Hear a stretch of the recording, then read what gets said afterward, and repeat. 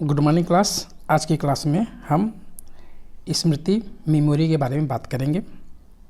स्मृति क्या है, इसके प्रकार और इसके कारक के बारे में हम डिटेल में बात करेंगे। सबसे पहले स्मृति का अर्थ क्या होता है। सामान्य भाषा में हम लोग कहते हैं कि स्मृति मतलब मेमोरी होता है, किसको कितना याद रहता है। कोई चीज़ अगर वो लंबे समय तक याद कर पाता है तो हम लोग कहते हैं कि इसकी मेमोरी पावर बहुत अच्छी है, बहुत ज़्यादा कंटेंट याद कर लेता है तो हम लोग कहते हैं इसकी मेमोरी पावर बहुत अच्छी है। और कोई याद नहीं कर पाता है, बहुत जल्दी भूल जाता है तो उसकी मेमोरी पावर थोड़ा कम होता है। इस आधार पर हमने देखे तो 3 टाइप का इसकी मेमोरी है। इसमें सामान्य भाषा में जिसको हम लंबे समय तक याद कर पाते हैं तो कह देते हैं इसकी मेमोरी पावर बहुत अच्छी है। और जो बहुत ज़्यादा बात याद कर लेता है, बहुत जल्दी से याद कर लेता है तो इसकी मेमोरी पावर बहुत अच्छी होती मानी जाती है। अगर जो नहीं याद कर पाते हैं तो बोलते हैं कि इसकी मेमोरी थोड़ा कमज़ोर है। सामान्य भाषा में देखा जाए तो याद करने की प्रक्रिया ही मेमोरी कहलाती है और यह क्षमता सबकी अलग अलग होती है। जैसे कंप्यूटर का मेमोरी 2 GB 4 GB 8 GB होता है, इसी तरह से मान लो किसकी क्षमता कितनी है मस्तिष्क की। ठीक है, इसमें देखिए और एक चीज़ यहाँ याद रखिएगा, एक चीज़ कि अगर स्मृति से चाहे विस्मृति से कोई कोटेशन आता है, कोई कथन आता है तो याद रखना वो क्या, उसको सामान्य में वो देखा जाता है ज़्यादातर एबिंगहास का। एबिंगहास एक ऐसे पर्सन थे जो स्मृति और विस्मृति को बहुत विश्वव्यवस्थित तरीके से व्याख्या किया था। चलिए देखते स्टार्ट करते स्मृति के अर्थ और परिभाषा। तो स्मृति के सामान्य अर्थ में स्मृति का अर्थ क्या होता है, किसी चीज़ को याद रख पाना। तो वही चीज़, किसी चीज़ को हम जितना लंबे समय तक याद कर पाएंगे तो हम कहते हैं कि इसकी मेमोरी अच्छी है, इसकी स्मृति अच्छी है। ठीक। और आन मेमोरी एक प्रसिद्ध बुक है इनकी, एबिंगहास की। आन मेमोरी इनकी प्रसिद्ध बुक है और सबसे पहले इन्होंने व्यवस्थित रूप से वैज्ञानिक रूप से अध्ययन करने वाला है व्यक्ति तो एबिंगहास। किसके बारे में, स्मृति के बारे में सबसे पहले अगर अध्ययन किया है तो एबिंगहास ने किया है। और विस्मृति के बारे में भी विस्मृति के एक कहा जाए तो एक बहुत फादर या आधार बनाने वाले थे। ठीक, एबिंगहास को याद रखना, स्मृति विस्मृति दोनों के जहाँ पर बात है एबिंगहास तो ये दोनों को याद रखना कि हाँ स्मृति भी एबिंगहास से संबंधित है और विस्मृति भी एबिंगहास से संबंधित है। भूलना और याद करना दोनों। ठीक। और इसके बाद इसमें लिखा है कि जो कुछ व्यक्ति देखता है, सुनता है, समझता है उसका चिन्ह मस्तिष्क में बन जाता है, एक प्रतीक के रूप में मेमोरी कहलाता है, बनता है। या जो कुछ व्यक्ति देख रहा है, समझ रहा है, कोई प्रतिमा को देख रहा है, किसी कॉन्सेप्ट को समझ रहा है तो वो कहाँ समझ रहा है, उसके मस्तिष्क में जाएगा। तो मस्तिष्क में वो जा रहा है तो इसी को एक मेमोरी में कैद कर रहा है, भर रहा है, तो इसी प्रक्रिया को मेमोरी कहा गया है। ठीक। और नेक्स्ट इसमें आया है कि शुरुआती दौर पर हम अपनी मेमोरी को बहुत कम स्थिर रख पाते हैं, लेकिन जैसे जैसे हम अभ्यास करते हैं उससे मेमोरी ज़्यादा स्थायी होती जाती है। कोई भी व्यक्ति, अभी एबिंगहास का ये कथन है, तो कोई भी व्यक्ति का अगर शुरुआती दौर पर कहीं पर भी सीख रहा है, समझ रहा है, स्किल कर रहा है तो अनुभव ले रहा है, शुरुआती दौर पर बहुत अच्छे से नहीं कर पाएगा, जो भी सीखेगा तुरंत भूल जाएगा। लेकिन कुछ टाइम वहाँ बिताने के बाद बार बार वही चीज़ सीखने से वह परमानेंट उसकी मेमोरी में स्थायी रूप से बैठ जाती है। यही कहा रहा है एबिंगहास और सही बात भी है। ठीक। परिभाषा के रूप में हम ये नहीं कहेंगे सबको याद करो, लेकिन एबिंगहास की परिभाषा ये याद रख लेना। ये जो अभी ये है शुरुआती दौर पर इसको भी कर सकते हैं और परिभाषा के रूप में ये बहुत अच्छी मानी जाती है वुडवर्थ की। क्या है, जो बात पहले की जा चुकी है उसको स्मरण करना, उसको याद करना ही स्मृति है। या सीधे उस अनुभव को हम उपयोग कर सकें, कोई भी बात हुई है उस अनुभव को हम सीधे अगर उपयोग कर लेते हैं अपनी लाइफ में तो हमारी स्मृति अच्छी है। हमने कुछ भी सीखा, जब परिस्थिति आई तो उस अनुभव को हम सीख लिए, प्रयोग कर लिए, तो हमारी स्मृति अच्छी है। एग्ज़ाम में कोई क्वेश्चन आया सांख्यिकी का या साइकोलॉजी का ही, तो मैं सवाल करते मैं भूल गया, और जो हम ऑलरेडी पहले सीखे हुए हैं तो अगर विकट परिस्थिति में उस चीज़ को मैं याद कर लेता हूँ तो मेरी स्मृति अच्छी मानी जाती है, हम उसका उपयोग कर ले रहे हैं, उसका व्यवहारिक रूप में ला दे रहे हैं, तो ये अच्छी मेमोरी कहलाती है। ठीक। यही है। और इसके बाद रायबर्न के अनुसार क्या है, अपने अनुभव को संचित रखने और प्राप्त करने के कुछ समय बाद चेतना के क्षेत्र में पुनः लाने की शक्ति हमें स्मृति कहलाती है। अब इसमें क्या है कि हम अगर कुछ चीज़ हम सीखते हैं तो परमानेंट हमारी मेमोरी में नहीं रहता है। पहले सीखे फिर भूलेंगे, तो पहले कॉन्शियस माइंड में होता है, फिर धीरे धीरे धीरे धीरे धीरे करके कहाँ चला जाता है, अनकॉन्शियस माइंड में। ठीक, अब उसके बाद फिर अनकॉन्शियस माइंड में चला गया है, हम भूल गए हैं, तो हमारे अंदर क्षमता होती है कि अनकॉन्शियस माइंड से फिर उसको चेतना अवस्था में, कॉन्शियस माइंड में लाएंगे। तो यही प्रक्रिया स्मृति कहलाती है। अनकॉन्शियस माइंड से कॉन्शियस माइंड में लाने की प्रक्रिया को स्मृति कहते हैं। या फिर इसी को अचेतन अवस्था में कोई बात है तो उस बात को चेतन अवस्था में लाने की प्रक्रिया को स्मृति कहते हैं। ये हो गया, यही कहा गया है। और नेक्स्ट क्या है, इसकी विशेषताएं। इसकी विशेषता यह है कि अच्छी मेमोरी जल्द किसी चीज़ को सीख लेती है। जिसके पास अच्छी मेमोरी होती है वह किसी चीज़ को अच्छे से सीख लेती है और सीखने के बाद उसको धारण भी कर लेती है। हमने सीख लिया तो अपने मस्तिष्क में उसकी प्रक्रिया को हम स्थिर रख लिए, धारण कर लिए है, और जब कठिन विकट परिस्थिति आती है तो उसका पहचान करके हम उपयोग भी कर लेते हैं, जिस प्रक्रिया को हम रिकॉल या पहचान कर लेते हैं। समझ में आया?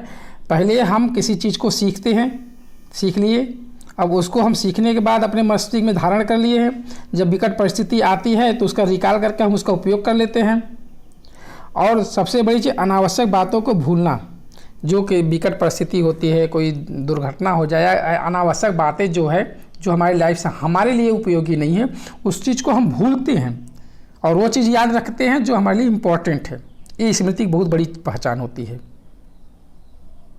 ठीक, जब हमें किसी चीज़ की ज़रूरत पड़ती है तो उसका प्रयोग करके हम यूज करते हैं। जब हम चूँकि अच्छे से हम सीख लिए हैं, इन सारी पॉइंट को हमने सीख लिए हैं, तो इसमें से हमको जिस चीज़ की आवश्यकता होती है हम उसका सीधा प्रयोग कर लेते हैं।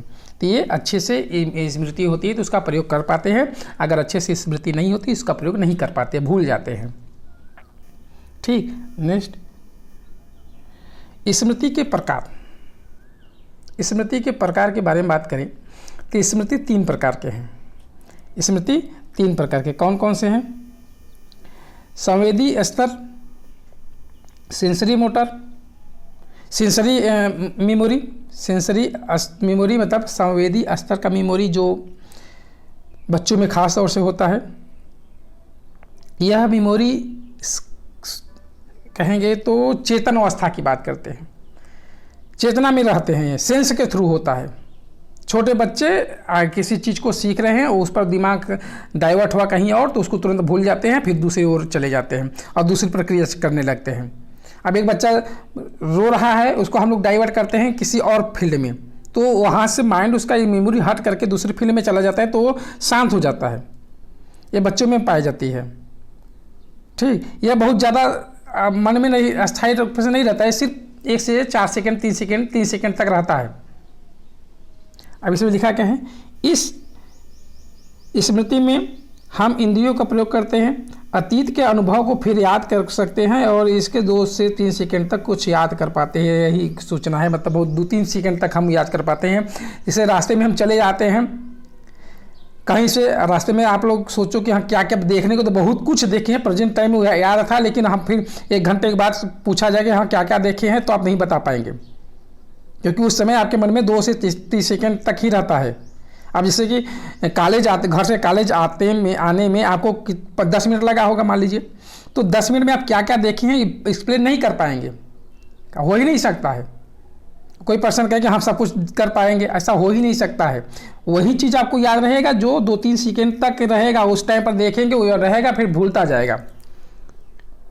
ठीक, अब नेक्स्ट, शॉर्ट टर्म मेमोरी।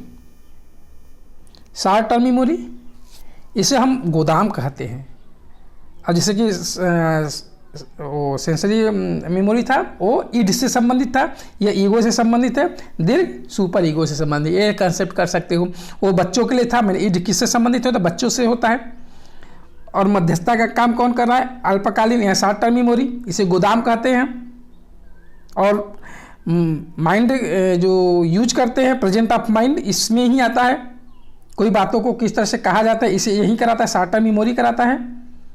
ठीक, इसमें देखिए लिखा क्या है, इस प्रकार की स्मृति हम याद की हुई बात को तुरंत सुनकर याद, यानी इस तरह के जो बात होती है हम इसको याद कर लेते हैं।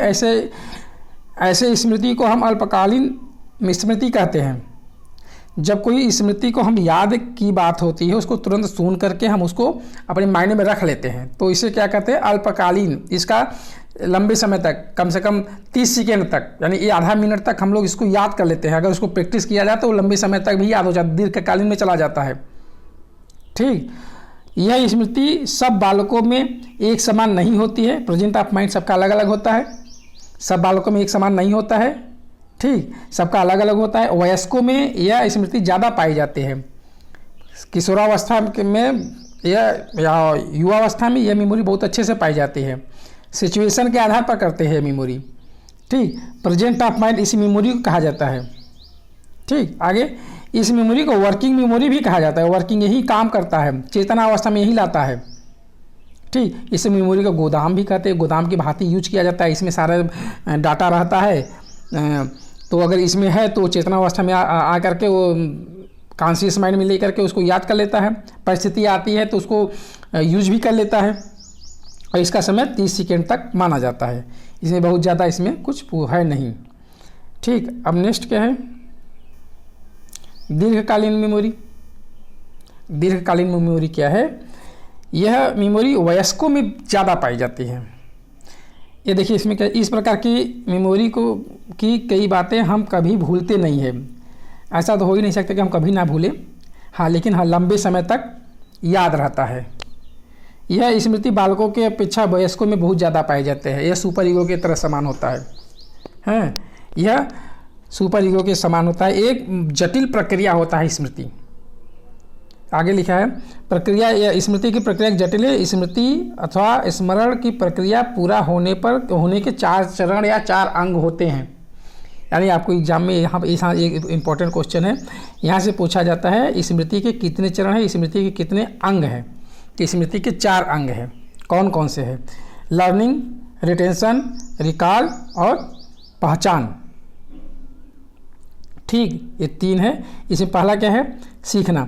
अगर आप कोई भी चीज़ पहले चिंतन स्मृति करेंगे, मान लो वाराणसी से कहाँ जाना है, इलाहाबाद। अब इस तरीके से जाना है। अब हमने एक बार गए यहाँ पर इलाहाबाद, इस तरह से आने वाले हम इसको सीख लिए, इलाहाबाद जाना सीख गए। ठीक, अब उसके बाद इस तरह से कई सारे रास्ते हैं, हमने इस रास्ते से गए, इस रास्ते से हमने सीख गया, क्या होगा, पहला स्टेप पूरा हो गया, हमने सीख लिया। एक बार गया, मैंने सीख लिया, अपने माइंड में इस रास्ते को याद कर लिया।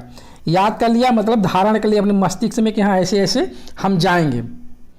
अब उसके बाद जब हम कभी विकट परिस्थिति आती है, हमको इलाहाबाद जाना पड़े, तो उस रास्ते में हम धीरे धीरे जाएंगे, तो मुझे लगे कि ये रास्ता जाएगा, नहीं ये वाला जाएगा, फिर ये वाला के जाएगा कि ये वाला जाएगा, कौन जाएगा हमको पता नहीं चलेगा।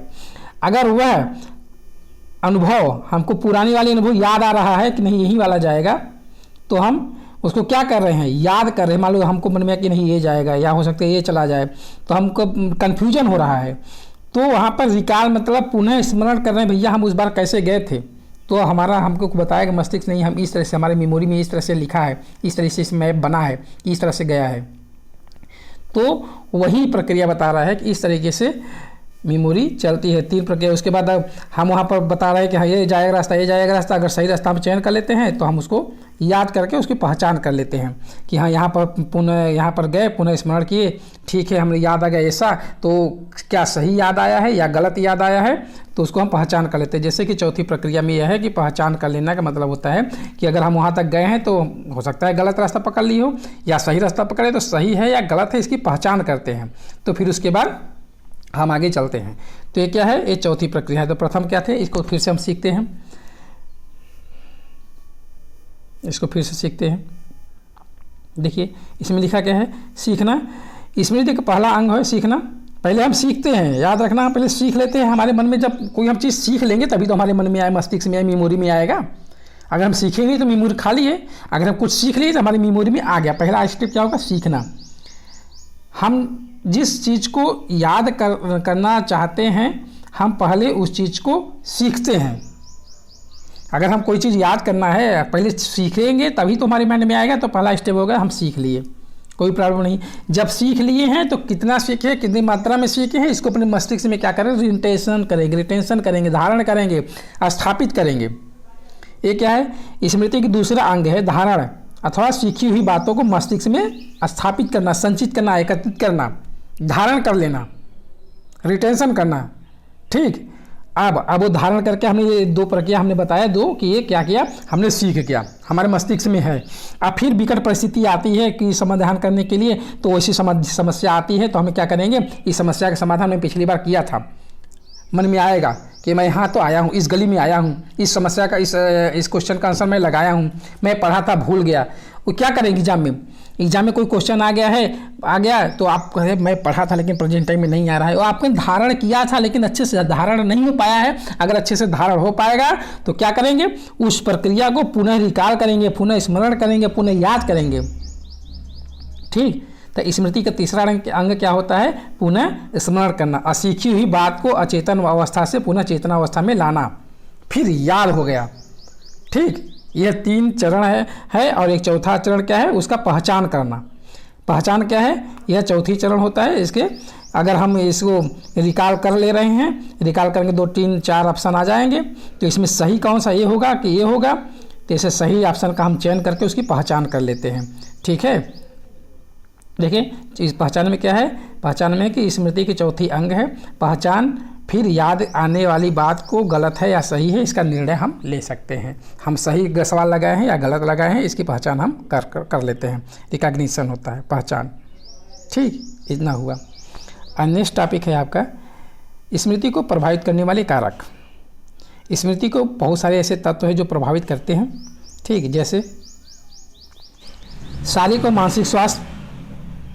मानसिक स्वास्थ्य के बारे में बात करें तो जो व्यक्ति स्वस्थ रहेगा उसकी स्मृति पावर तो बहुत अच्छा होगी, उसकी मेमोरी पावर बहुत अच्छा होगा, ये तो प्रभावित करता ही है। और जो व्यक्ति अस्वस्थ होगा वह उसकी मेमोरी पावर कमज़ोर होगी। इस प्रकार कोई बच्चा अगर चिंता से है, भय से है, मानसिक प्रक्रिया से ग्रस्त है, कोई रोग है, बहुत सारी समस्या है, तो उसकी स्मृति बहुत अच्छी नहीं मानी जाएगी। इसके विपरीत जिसकी मानसिक रूप से शारीरिक रूप से स्वस्थ है वह उसकी स्मृति अच्छी मानी जाती है। और कोई शिक्षण प्रक्रिया भी बात कर लेते हैं। शिक्षण प्रक्रिया अगर टीचर अच्छा से यूज कर लेता है तो अच्छे से सीख लेगा, तो अच्छे से रिटेंशन कर लेगा, धारण कर लेगा। फिर उसके बाद वो शिक्षण प्रक्रिया पर डिपेंड करता है। प्रेरणा अगर प्रेरित होकर कोई बच्चा सीख रहा है तो वो धारण उसके लंबे समय तक उसकी मेमोरी में हो जाता है, वो तत्पर रहता है तो धारण हो जाएगा। आप लोग क्लास में अगर किसी प्रक्रिया को सीख रहे हैं, तत्पर हैं, तो आप उसको सीख लेते हैं तो आपके यूज फुल होगा, तो आप लंबे समय तक उसको रख पाएंगे अपनी मेमोरी में। वातावरण के साथ या अगर इम्पॉर्टेंट है या कह दो कि हम क्लास में कह दिया जाए कि टॉपिक इम्पॉर्टेंट आपके लिए इम्पॉर्टेंट, अगर आप इसको इम्पॉर्टेंट दे रहे हैं तो आप उसको धारण लंबे समय तक कर सकते हैं। ठीक है, इतना ही है, इस आपके सिलेबस में बहुत ज़्यादा नहीं है। ठीक है, ओके, समझ में आया होगा, आशा करते हैं समझ में आया होगा। ठीक है, ना समझ में तो फिर कांटेक्ट कर लीजिएगा। ठीक है, ओके।